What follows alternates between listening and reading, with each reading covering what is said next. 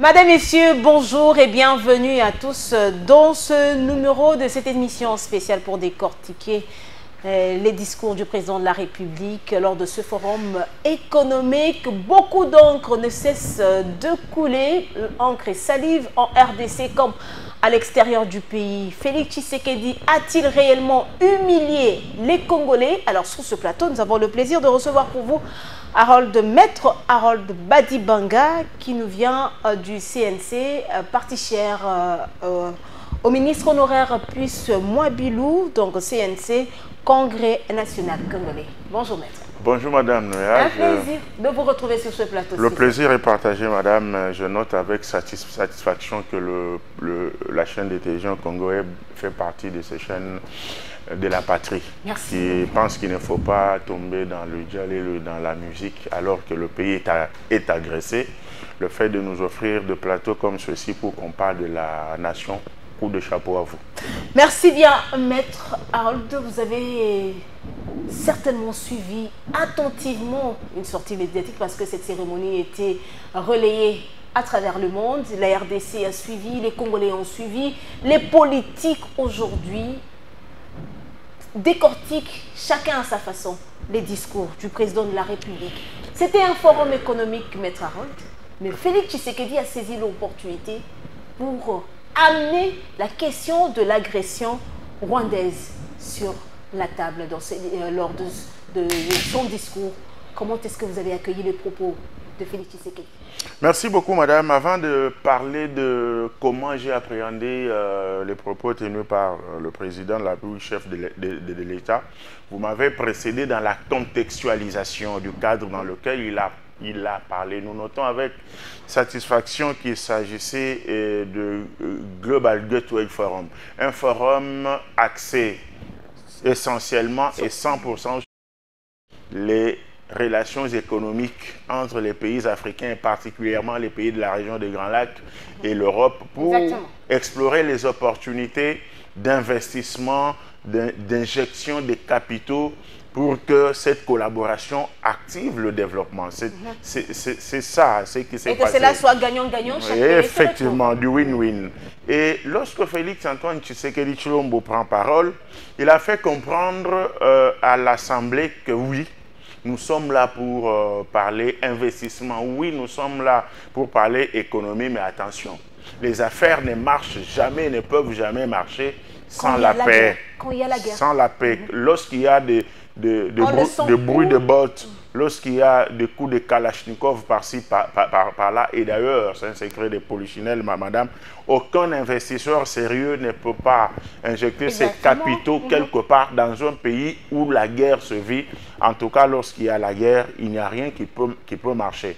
C'est comme ça qu'il a profité de cette opportunité qui lui a été offerte pour lancer un message de paix, un message de la collaboration en direction de celui qui est reconnu à travers l'échelle internationale comme l'agresseur principal de la République démocratique du Congo.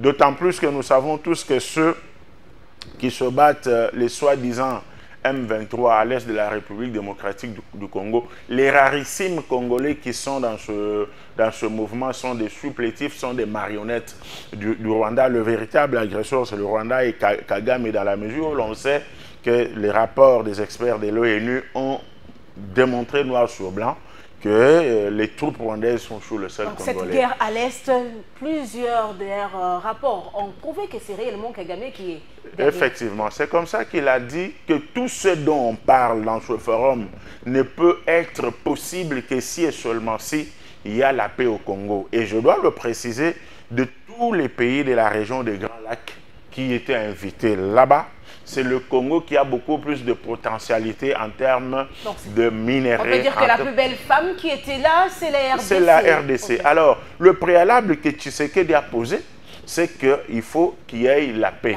Et cette paix, il faut la retrouver en parlant avec celui qui en est l'auteur. Et c'est pour ça que je prends à témoin ce forum et à travers lui le monde entier pour vous tendre la main, Monsieur le Président, à ce que nous fassions la paix des braves. Et cela demande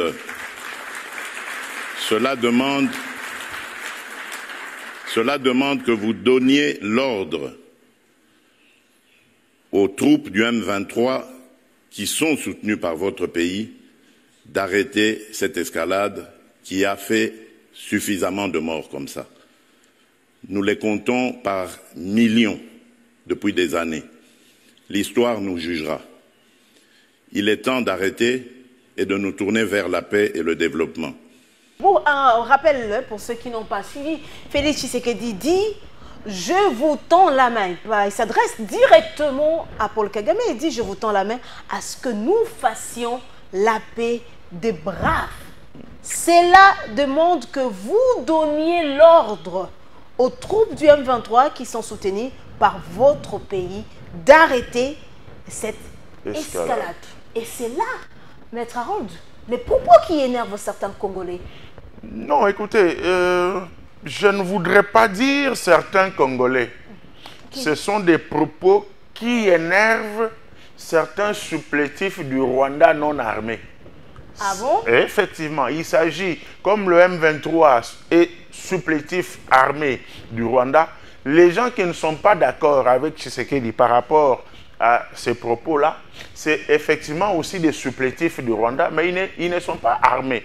Comment voulez-vous que Fayoulou, comment voulez-vous que Kabound Jean-Marc, comment voulez-vous que mon frère Epenge, comment voulez-vous que Claudel Loubaya, tous ces aventuriers, ce sont des aventuriers, oui, oui. Lorsque quelqu'un, je vous démontre comment ils sont aventuriers. Ils ont tempêté pendant plus de 6 mois. Nous voulons le dialogue. Nous voulons le dialogue. Jusqu'aujourd'hui. Et aujourd'hui, que Tshisekedi estime que lorsqu'il faut parler paix à l'Est, il ne faut pas parler paix à l'Est avec Claudel Loubaya, parce qu'il n'est pas armé. Il ne faut pas parler paix avec Fayoulou, qui depuis le début de sa lutte politique est resté intransigeant par rapport à la trahison de son pays en touchant au sang des Congolais pour accéder au pouvoir. Il ne faut pas parler avec Epenge qui vit paisiblement à Kinshasa, qui ne fait que donner ses idées. Parce qu'on ne l'a jamais vu rejoindre le M23. La liste est longue. Et pour faire taire le bruit des bottes à l'Est, il faut parler avec l'agresseur. Et je vois un revirement à 90 degrés dans le chef de ceux qui sollicitaient ce dialogue pour dire Tshisekedi a humilié la République démocratique du Congo. Mais ils ne se sont pas limités là, ils ont dit Félix Tshisekedi vient de faire preuve de faiblesse. Il a montré qu'il n'est pas capable de donner la paix aux Congolais qui vivent dans l'Est du pays. Non, non, j'appelle ce langage-là la masturbation politique, dans la mesure où Tshisekedi a toujours été clair comme l'eau claire dans un verre clair. Pour gagner cette guerre, il avait présenté, il continue à présenter trois options, 3 fronts. Le front militaire, le front diplomatique, mais aussi le front, comment dirais-je, il a parlé du front militaire, front diplomatique, le troisième front viendra. Le plan communicationnel. Et effectivement, le front militaire, front diplomatique et front communicationnel. Et aujourd'hui, lorsqu'il a parlé de cette paix, ça n'a rien à voir avec un volte-face de sa part, dans la mesure où, en parlant de l'échange, de l'instruction que Kagame Batouari doit donner à ses supplétifs pour qu'il se retire. Et effectivement, c'est comme ça qu'il s'appelle. Un type qui n'a jamais eu de poste, non. Vous en avez déjà vu. Je ferme la parenthèse. C'est pour dire quoi? Tshisekedi est resté intransigeant sur l'intégralité territoriale de la République démocratique du Congo. Il est resté intransigeant sur la souveraineté de la République démocratique du Congo. Il a plutôt humilié Kagame et ses dignitaires. Alors, ce que les Congolais ne connaissent pas aussi, c'est que Félix Tshisekedi a parlé après Paul Kagame. Oui, mais c'est comme ça que je dis qu'il s'agit de l'humiliation de Kagame. Pourquoi? Parce que épris qu'il croyait prendre.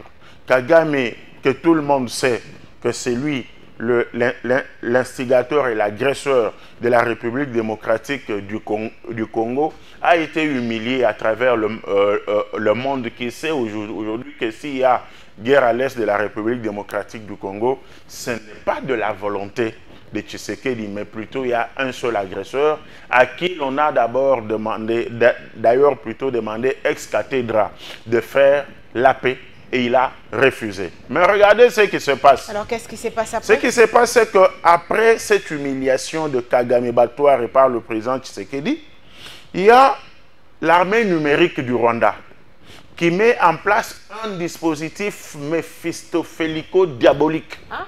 Méphistophélico-satanico-diabolique. Ce dispositif communicationnel fait croire que Tshisekedi a parlé avant Kagame et Kagame a réagi. Ce qui n'est pas vrai. Ce qui n'a jamais été vrai. Malheureusement, ce dispositif rwandais a de supplétifs communicationnels en République démocratique du Congo. Mais qui ont quand même tapé à côté cette fois-ci. Ils ont réellement tapé à côté dans la mesure où même dans leur plateforme communicationnelle, il y a des Rwandais qui soutiennent les propos de Tshisekedi. Il y a des Congolais ici qui soutiennent les propos de Tshisekedi. Ces supplétifs et même le dispositif communicationnel du Rwanda n'arrivent pas à comprendre qu'aux choses odieuses, l'interprétation est stricte. Voilà. Tshisekedi défend les territoires nationaux, l'intégrité de ce territoire, la souveraineté, bref, le peuple congolais, tout en étant intransigeant sur le fait que des millions de Congolais sont morts. Ces millions-là, ce ne sont pas des millions des Rwandais, ce sont des millions des Congolais.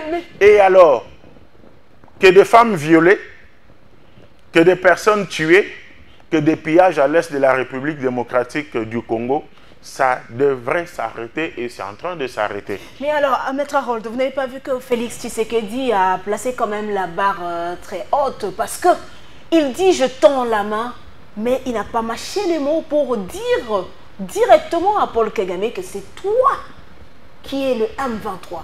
C'est toi le M23.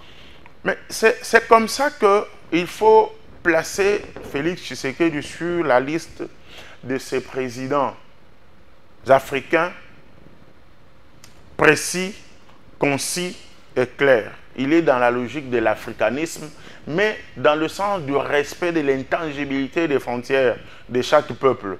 Aujourd'hui, un président de la République qui, dès l'accession par lui au pouvoir, a eu le courage de nommer l'agresseur de la République démocratique du Congo comme Kagame et comme le Rwanda, alors que ça n'avait jamais existé avant lui. C'est lui qui est arrivé à faire que dorénavant, l'Union européenne qui soutenait Kagame de manière claire avec la République de France comme tête d'affiche, fasse un revirement à 90 degrés parce qu'à la dernière session de l'ONU, on a vu le président Emmanuel Macron prendre parole au nom de son pays pour condamner le Rwanda et lui demander de se retirer de la République démocratique du Congo, ce qui n'avait jamais existé. Félix Tshisekedi, grâce à cette diplomatie agissante, a réussi à faire tomber le mythe du génocide rwandais.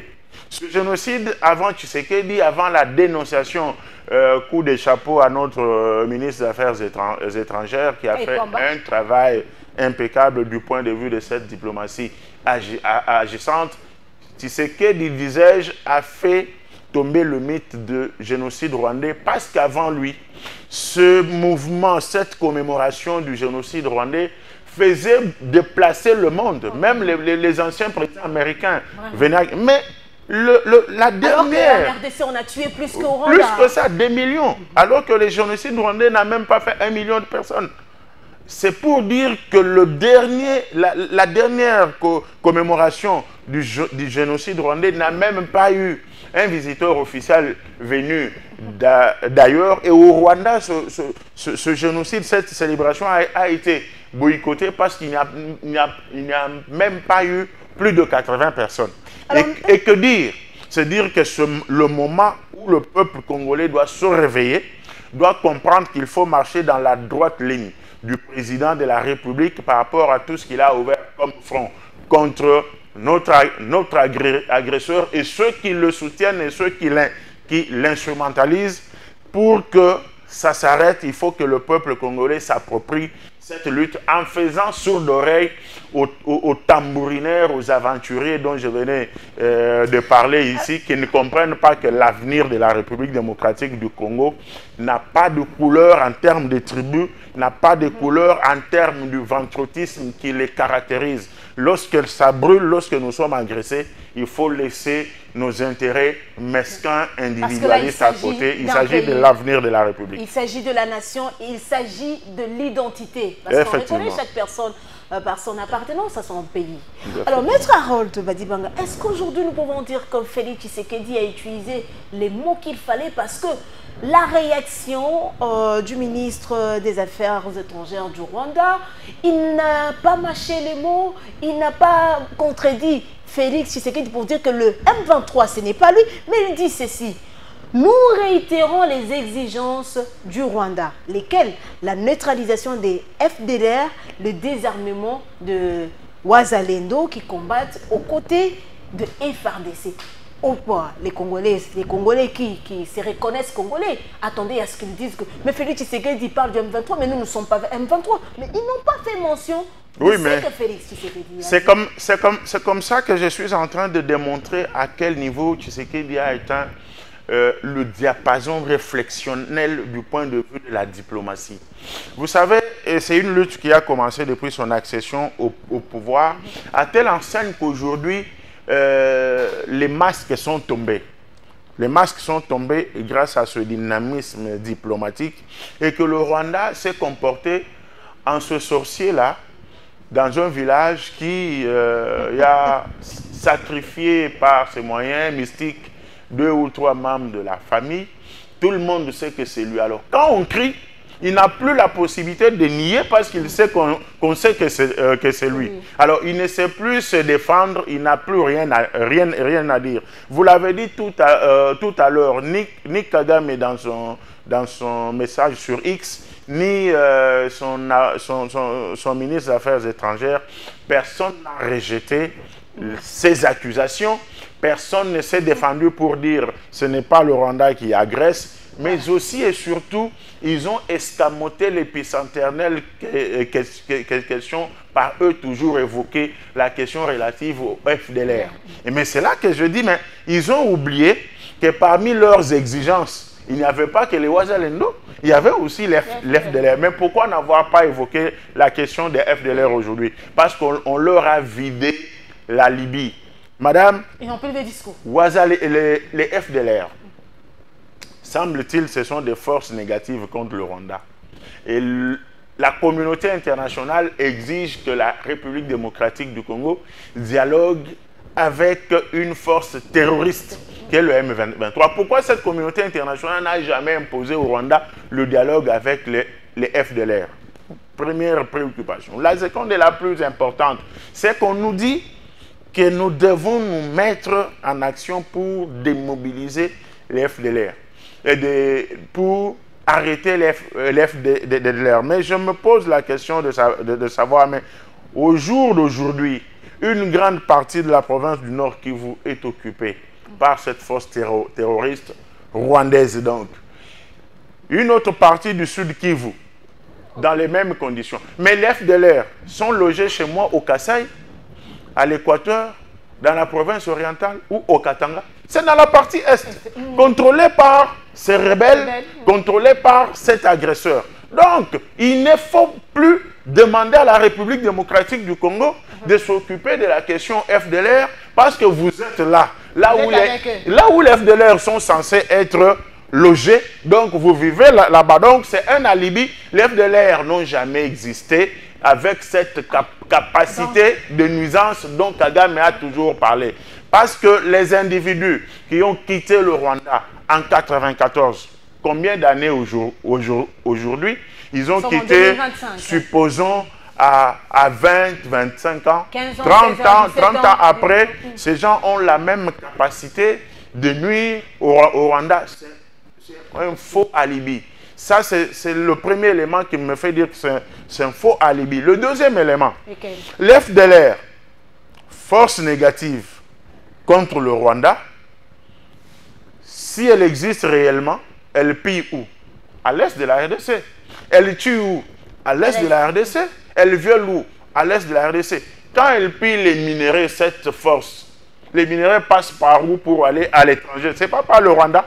Est-ce qu'on peut nous montrer une seule mouche, une seule antilope rwandaise tuée par les FDLR? C'est chez nous qu'il y a les massacres. C'est pour dire quid, la tête à Paris vite. Mentez, il en restera toujours quelque chose. Le mensonge de M. Kagame Batouar est arrivé à sa fin. Le réveil du Grand Congo, grâce à Félix-Antoine Tshisekedi, est à l'ordre du jour. Alors, maître, comment est-ce que vous aviez, comment interprétez-vous cette parole du ministre des Affaires étrangères? Parce que c'est l'une des paroles qui donne un peu la force à l'opposition lorsqu'il dit « Le seul à arrêter cette escalade, c'est le président Félix et lui seul ». Oui, mais c'est un discours qui a toujours été tenu par le Rwanda, mais qui a changé un peu de forme. Depuis belle lurette, les Rwandais disaient, et ils continuent à le dire sous une autre forme aujourd'hui, que le problème du M23, c'est un problème entre Congolais. Ce n'est pas un problème venu du Rwanda. Mais depuis que nous avons su démontrer, preuve à l'appui, que le M23 est une coquille vide, des marionnettes, une mutation d'un mouvement rebelle qui est venu de l'AFDEL, RCD, et CNDP, qui ne fait que changer de forme compte tenu de leurs revendications qui sont toujours les mêmes, alors qu'au fond, il y a l'intention de la balkanisation de la République démocratique du Congo. Alors, quand c'est je ne sais pas moi quoi là-bas, dit ça, c'est une façon de nous faire comprendre que la responsabilité de ce qui se passe comme massacre à l'est de la République démocratique du Congo, c'est Tshisekedi. Malheureusement, les supplétifs du Rwanda non armés qui sont ici appuient le même discours, tout en relevant malheureusement que pour mettre fin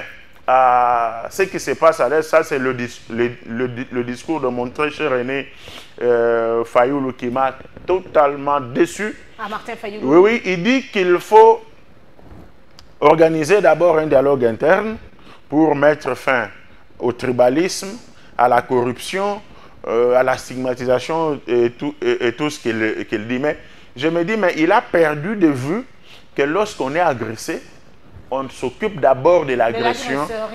Parce que si on se met à échanger, l'ennemi peut avancer et nous exterminer parce qu'il va nous trouver en train d'échanger. Ça, c'est la première des choses. Mais au fond de sa pensée, il a fait avec les autres un raccordement frauduleux. Lorsqu'il parle du tribalisme comme système de gestion, et c'est ça qui provoque la guerre à l'est de la République démocratique du Congo, je suis ahuri et estomaqué. Mais pourquoi il doit parler de tribalisme? Parce qu'on a vu, Félix n'est pas le premier président. On a vu Kabila qui était là, entouré de Swahiliphones. Mais c'est de ça que je parle. Sous Kabila, la quasi-totalité des postes, des corps de commandement était au Swahiliphone. Aujourd'hui, Tshisekedi n'a rien de tribalisme parce que la primature est au Congo central. La BCC aujourd'hui est au Congo central. Le Sénat est au Katanga. Avant la déchéance de Kamere, l'Assemblée nationale au sud, les cas de le dire, même le numéro 1 de la garde républicaine, il est du sud Kivu. J'ai des cas que je peux dire, même au gouvernement, on a vu l'entrée de Mouzito. Mais si ce discours tient, c'est parce qu'il y a absence de communication. Non, mais c'est comme ça que nous avons compris que lorsqu'il s'agit de la patrie, il ne faut pas attendre qu'on nous fasse une demande de communiquer en faveur de la République. C'est comme ça que nous sommes réveillés. Madame, nous devons dire à nos frères, toute tribu, toute tendance confondue, que quand ça brûle, on éteint d'abord le feu. Nous devons éviter. Il y a même quelqu'un qui n'est pas de la politique. Un artiste musicien que j'aime beaucoup, c'est Werason. Quand il vous dit ozala muluba mu Congo mungala mu Swahili beto na beto. C'est très profond. On peut penser que c'est Même Michael Mbaye aussi a fait cette interpellation. Voilà. Hein. Alors, le discours du Rwanda est pris par nos frères swahiliphones. On marginalise les officiers swahiliphones. Un politicien swahiliphone, non, nous les swahiliphones. Je dis, mais c'est une blague de très mauvais goût. Dans la mesure où dans ce pays, il y a des militaires, il y a des officiels comme François Béa, Franck Bouamunda, Constant Motamba, qui ont eu maille avec la justice. On n'a pas vu les Kassaïens se lever dire non, ceci, cela. Mais c'est quelle imbécilité, c'est quelle imbécilisation de la scène politique congolaise. Ceux qui sont poursuivis, qu'ils soient swahiliphones, Luba, Bangal et que sais-je encore, ne les sont pas au nom de leur appartenance à une quelconque tribu. Ils ne tuent toute personne à eux, des comptes à rendre à la justice congolaise. Ça doit se comprendre comme ça pour des personnes éprises de bon sens, pour des personnes qui ont la culture de la République et de la gestion de la chose publique. Alors, il faut que nos concitoyens comprennent qu'il n'est plus temps de se comporter comme cela et de sortir de balivernes de ce genre-là et que le peuple comprenne que ce sont des discours auxquels il faut réserver une fin de non-recevoir parce que c'est venu de quelque part juste pour diviser les Congolais. Mais alors, vous avez parlé du dialogue en évoquant notamment la position de Martin Fayulu, mais tous ils se rangent, les opposants de manière générale, se rangent derrière l'initiative de l'ECC, Senko. Non. La Senko et l'ECC, je suis très désolé de vous dire ce que je vais vous dire ici. Qu'est-ce que vous voulez dire? Ce sont des gens, particulièrement les évêques de mon église, ce sont des gens qu'il faut appréhender. Appréhender, oui, je suis très clair. Il faut les appréhender de deux choses l'une. Les déférer devant la justice. Donc, Monseigneur Cholet, Ambongo et Mouteba. Les déférer devant la justice ou, s'il y a clémence, les envoyer à Rome. Parce que leur place n'est pas au Congo. Vous allez me poser la question de savoir pourquoi je le dis. Je vais par prolepse pour vous dire que je venais de dire tout à l'heure au Dieu Sassoun Tresregenda. Aux choses odieuses, l'interprétation est stricte. Vous savez, avant de devenir prêtre, avant de devenir avocat, avant d'être journaliste, avant d'être médecin, avant d'être, que sais-je encore, on est d'abord congolais. Et en tant que tel, nous sommes dans l'obligatoriété de respecter les lois de la République. Nul n'est au-dessus. Nul n'est au-dessus de la loi, en commençant par le président de la République. La Constitution prévoit même la mise en accusation d'un président de la République en cas de haute trahison. Si déjà le président de la République est susceptible d'être mis en accusation, et alors vous, qui êtes-vous? Être prêtre, être en soutane ne vous donne pas le quitus de tout vous permettre. J'y vais. Monseigneur Ambongo se dit horrifié. J'utilise ses propres termes. Horrifié par la condamnation de l'ancien président de la République, Joseph Kabila Kabange. Là où j'étais catholique pratiquant, convaincu et convaincant, j'ai eu froid.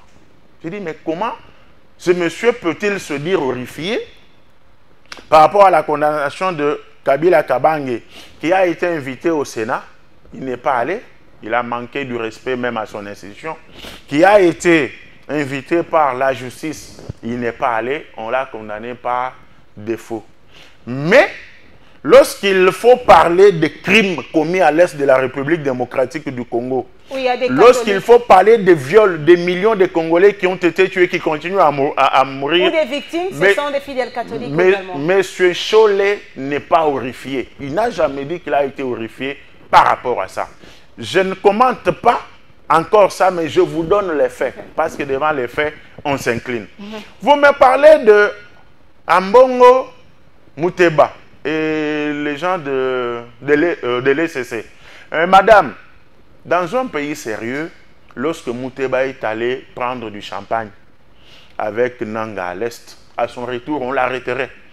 On l'arrêterait. Dans un pays sérieux. Non, non, mais dans un pays sérieux. On n'est pas sérieux de ce point de vue-là. Je suis clair, on n'est pas sérieux.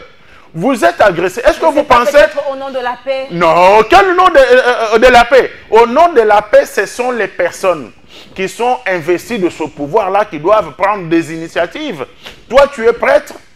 Tu dois t'occuper de ton évangélisation, mais tu ne dois pas trahir ton pays dans ta fonction, dans ta profession. Je suis désolé, je donne deux exemples. Pensez-vous que dans les conditions qui sont les nôtres, un évêque, un prêtre rwandais peut venir à Kinshasa, louer Tshisekedi pour ses efforts de la reprise de la paix, rentrer au Rwanda et être à l'aise? Nous avons également vu le cardinal Fridolin Ambongo qui exprimait toute sa gratitude au président rwandais. C'est de ça que je parle pour dire qu'un seul footballeur congolais jouant dans une équipe rwandaise a marqué un but et a fait ce signe. Quel traitement lui a été réservé? Je ne suis pas en train de faire l'apologie d'une certaine vendetta, mais j'évoque les principes de gestion d'un État, la nécessité de faire que l'on ne trahisse plus. Parce que quand on laisse faire des bêtises comme ça, après eux, d'autres viendront. Ça, c'est de un. De deux, pouvez-vous me dire qu'au jour d'aujourd'hui, nous pouvons voir un prêtre, un évêque de l'Ukraine aller chez Poutine, faire tout ce qu'il peut, vantant M. Poutine pour les crimes qu'il commet en Ukraine, ou vice-versa, et rentrer, être libre. De ce point de vue-là, madame, je vous regarde dans les yeux pour vous dire nous ne sommes pas sérieux. Nous devons nous amender par rapport à ça. Pourquoi je le dis? Dans ce pays, il y a eu 2 évêques assassinés par les Rwandais. Je parle de Monseigneur Kataliko, je parle de Monseigneur Moïnziroa, à l'époque évêque à l'Est, plus particulièrement à Bukavu, je crois, à Uvira. Ils ont été tués par les Rwandais pour avoir dit à la population, aux fidèles, que ceux qui viennent là, ce sont les ennemis, ne les recevez pas, ne les écoutez pas. Ils ont fait la résistance. Est-ce qu'aujourd'hui, avec l'attitude de Chol et d'Ambong et de Moutera, ils peuvent me regarder dans les yeux en tant que fidèles catholiques, me dire que leur attitude honore les mémoires de Kataliko et de Moïnziro? Pas du tout. C'est pour dire que c'est la trahison et à la patrie et à l'église. Et ça doit s'arrêter. Parce que je ne vois pas comment... Vous demandez à ce qu'il soit appréhendé. Naturellement, mais c'est envoyé. Si le mot appréhender vous fait très mal, je demande que la loi s'applique sur eux. Vous savez, il faut à un moment être sérieux, se poser la question, en âme et conscience, sans témoin, est-ce que c'est que je fais? C'est bon. Vous pensez qu'ils ne se posent pas cette question? Je ne pense pas. Ils sont, comme ils sont dans l'entreprise du mal, dans l'entreprise criminelle, ils sont éberlués. Mais c'est pour quelle finalité alors? Pour la balkanisation de ce pays. Donc, vous êtes en train de nous dire que la SENCO est pour la balkanisation? Pas la SENCO. Les individus dont j'ai cité les noms, Ambongo, Mouteba et Cholet. La SENCO est constituée des évêques de tous les diocèses. Mais les silences des autres? Non. L'Église catholique, c'est comme cette main. C'est tout un corps. Oui et amen. Il y a une hiérarchie. Mais ce qui est bon chez nous, c'est que chaque évêque est autonome. Il y a des évêques qui ont parlé. L'évêque Kassanda du diocèse de Mbujimai, Monseigneur Kendan Tumba du diocèse de Chilumba, Monseigneur celui de Kisangani et l'archevêque Utembi, ils se sont prononcés, mais seulement qu'ils ne peuvent pas créer un affront avec le cardinal. Mais leurs avis sont clairs. Dans leur autonomie de gestion, ils se sont insurgés contre ces attitudes-là. Il y a des prêtres qui prêchent contre l'attitude de ces évêques-là. Mais moi, je dis, ils doivent se poser la question, est-ce qu'en allant à Goma, manger, prendre du champagne aux côtés d'un criminel. Il peut, lui, Mouteba, prêcher quoi aux fidèles catholiques de l'Est de la RDC, dont les pères et mères ont été tués par les mêmes langues et consorts. Et puis il vous ramène un évangile très mal interprété à dessein, un évangile fossoyé. Non, l'église est au milieu du village. L'église est du côté des faibles. Ça, c'est ce que Fridolin Ambongo n'a cessé de rappeler. Hein. Ok, comme il dit, et c'est encore ça de l'aventurisme. Quand il dit l'église est du côté des faibles, entre la population meurtrie de Goma et Nanga et les Rwandais ici, les Kanyuk et les autres, qui sont forts et qui sont faibles.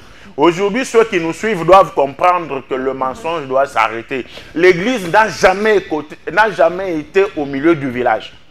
Jamais. Elle n'a jamais été au milieu du village. Jamais. L'église doit être du côté de la vérité. Au milieu du village, si la vérité est au milieu du village. Si la vérité se déplace vers la gauche, l'église doit aller vers la vérité. Aujourd'hui que Félix Tshisekedi se bat contre le M23, contre Paul Kagame, donc parce que Paul Kagame lui-même est M23, et se bat également contre l'opposition congolaise et contre Fridolin Ambongo, contre Cholet, il se bat contre plusieurs fronts. Le premier front, ce sont les puissances internationales et les multinationales qui estiment qu'il faut acheter des Kalachnikov, armer le Rwanda pour faire main basse sur les minéraux et prendre presque à vil prix. Il se bat contre Kagame et ses dignitaires du Rwanda. Il se bat contre les supplétifs de Kagame qui sont au Congo, qui ont deux sous-faces. La branche armée, c'est-à-dire le M23 et tout ce que vous voyez, l'AFC.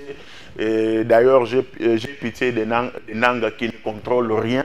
On l'a pris juste pour congoliser cette lutte-là, quand on sait que les Congolais ne veulent pas de la rwandophonie en République démocratique du Congo. Là où il est, il sait ce dont je parle. Il ne gère rien. Ce sont les Kanyuka, ce sont les consorts Nanga ne gère rien. Il ne gère rien. Il est là comme une marionnette pour congoliser la rébellion. Ça n'a rien à voir avec...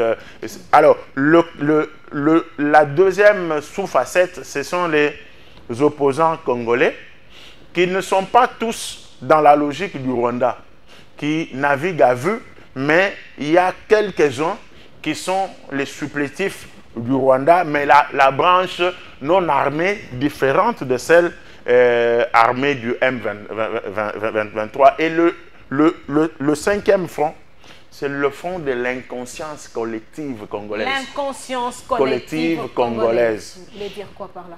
Ça veut dire qu'il y a une inconscience qui a élu domicile dans le chef des Congolais. Aujourd'hui, on vient nous parler de l'agression. Le pays n'est pas... on vient nous parler de la rébellion. Le pays n'est pas... ne fait pas face à une rébellion. Le pays est agressé. Cette inconscience fait que nous gobions tout ce qu'on nous dit. On pense que c'est en ne soutenant pas Félix Tshisekedi comme président de la République que nous allons retrouver la paix. Cette inconscience fait que on prenne le discours de l'ennemi, on le véhicule en République démocratique du Congo, on prône le dialogue au lieu de renforcer les forces armées de la République démocratique du Congo. Et c'est cette inconscience qui doit être combattue avec différents ministres du gouvernement dans le secteur. Madame, pourquoi le ministre de l'EPST ne peut pas réveiller le cours des civismes en République démocratique du Congo? On n'en parle pas. Combien d'émissions comme celle-ci se font? Vous verrez la musique et la danse. On a besoin de la musique, mais la musique patriotique. Voilà. C'est comme ça que je finis par vous demander de relayer. Vous avez de l'opinion, vous êtes suivis et d'autres journalistes encore. Vous pouvez nous aider. Dans ce pays, si les gens sont obscurantisés à prendre les armes, faire ceci, c'est parce qu'ils savent qu'après avoir pris les armes, ils peuvent prendre le pouvoir. Que le Parlement, les députés qui sont élus nous aident à avoir une loi qui interdise l'accès au pouvoir par quelqu'un qui a pris les armes et qui a tué. Dès lors que vous avez déjà touché à la rébellion, vous ne pouvez jamais penser être nommé quelque part, ni vous présenter à une quelconque élection. Ça sera une dissuasion pour ceux qui pensent qu'il faut vivre du sang humain. Alors pour terminer, c'est complètement fini, Maître Harold, mais encore cette phrase qui retient encore l'attention de plusieurs Congolais. En un mot, dites-nous, pourquoi le Rwanda aujourd'hui dit à l'opinion que Félix Tshisekedi se fait passer pour une victime d'un conflit qu'il a lui-même provoqué? Non, les Rwandais tiennent ce discours parce qu'ils savent, ils pensent que nous ne le savons pas. Le premier discours du Rwanda pour justifier cette agression de mon pays, c'est que il y a les FDLR. Quand le motif FDLR ne tient plus, vous vous rappellerez de la bouche de Kagame, les Banyamulenge sont martyrisés en République démocratique du Congo. Ce qui n'est pas vrai. Alors, que disent les Banyamulenge qui sont en République démocratique du Congo par rapport aux propos de Kagame? Silence de cimetière. Représentés dans le gouvernement. Même le directeur de cabinet du chef de l'État n'est pas du Kasaï. Il est de là. Allez-y comprendre, la discrimination vient d'où. Alors, ils disent ça, les Rwandais, pour responsabiliser Tshisekedi, comme l'a relayé mon cher aîné Fayoulou, tribalisme, corruption et consorts. Mais aujourd'hui, la maturité que nous avons atteinte a fait que nous comprenions qu'il s'agit d'un faux fuyant, d'un mensonge. Celui qui veut la paix prépare la guerre. Tu sais qu'en parlant de la paix, il n'a jamais, parce que j'ai entendu un autre aventurier dire ce discours-là a démobilisé les FARDC. Oui, depuis quand cet aventurier est devenu porte-parole des FARDC? Il y a quand même un porte-parole des FARDC. La paix peut se gagner par l'arme, par le dialogue, par la diplomatie, par la communication. Toutes les options sont sur la table. Si celle-ci échoue, on va avec celle-là. Si celle-là échoue, on va avec celle-là. Alors, il ne faut pas venir avec un mensonge cousu au fil blanc sur un tissu noir pour penser que les Congolais sont des cons. Ce temps est révolu et j'en appelle à la conscience collective. Tshisekedi n'est pas le premier président de la République.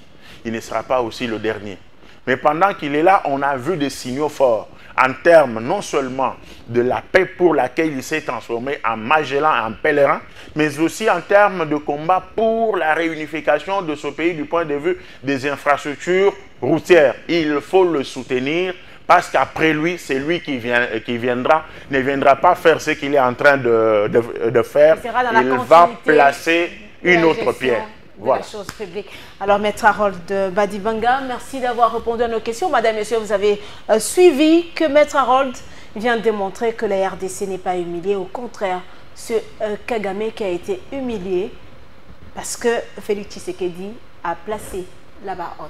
Très bien. Alors, c'est complètement fini. Vous avez quelques minutes pour vous adresser à cette population qui vous a suivi dans cette émission spéciale. Merci beaucoup, madame, pour cette opportunité que vous nous offrez. Le Congo, je l'ai toujours dit, ça peut paraître un slogan, mais c'est la réalité. Maître Harold est un bon patriote qui est toujours habillé aux couleurs de son pays. Oui, mais je vois très mal, pendant que le pays est agressé, que je vienne sur le plateau de télévision parler de mon pays en veste et cravate, alors que ce drapeau, il y a des Congolais nés ailleurs, qui ont grandi, mais qui n'ont jamais été au Congo. C'est une façon pour moi de leur donner de la confiance, de la fierté. Surtout que je viens parler de la République. Ce Congo, mes chers compatriotes, nous appartient à nous tous. Nous avons les mêmes droits et les mêmes devoirs. Soutenons-le, soutenons le président de la République. Faisons basse, chacun en ce qui les concerne, dans sa profession, dans son milieu de vie. Faisons échec à tout discours rwandais, à toute agression de la République démocratique du Congo. Alors, merci Maître Harold, avec le plaisir de vous retrouver prochainement. Je rappelle que vous nous venez du Parti Congrès National Congolais, parti cher à Pioche Mabilou. Effectivement. C'est complètement fini, mesdames, messieurs. Merci de nous avoir suivis et bonne suite des programmes sur la chaîne Haute Définition. Merci de retrouver l'intégralité de cette émission sur notre chaîne YouTube Anita Plus TV et au revoir.